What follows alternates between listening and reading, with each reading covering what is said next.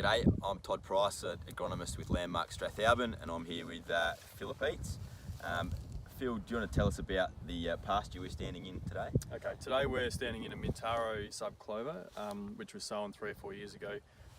We're in roughly an 18-inch rainfall.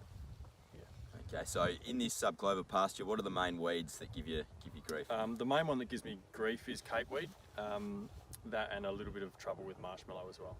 So in the past, what's been your brew to combat the capeweed and marshmallow?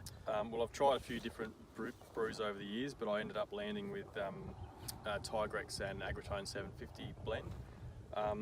The issues I've had, it does a reasonable job, but if you have any sort of a stress environment on it, a few frosts or some warm weather at the wrong time, it can really set the sub-clover back badly. So I'm just sort of trying to get something a bit softer on the clover.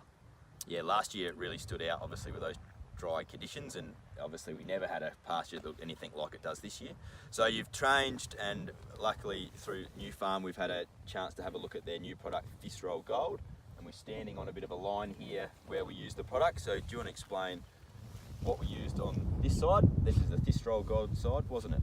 Yep, here we had Thistrol Gold at 2.2 litres per hectare with oil as well, and on that side we had the Agritone 750 at half a litre. So the major difference being probably the marshmallow control, and the capeweed is not stressed as much as it is over here. And Nufarm would probably recommend that the Thistrol can go on really early and target small capeweed.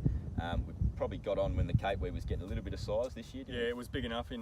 Ideally we would have been a couple of weeks earlier, but just the way it was with timing, we couldn't quite get there as we wanted to. But even that being said, the capeweed control, you can obviously see the line, it's done a really good job.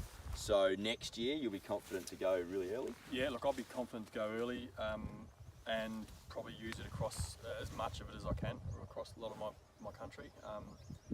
Just very, very soft on the clover. We saw no ill effects at all from it whatsoever, so that's what I want to see. I want to see my pastures keep on growing and get through that cold periods and those frosty conditions.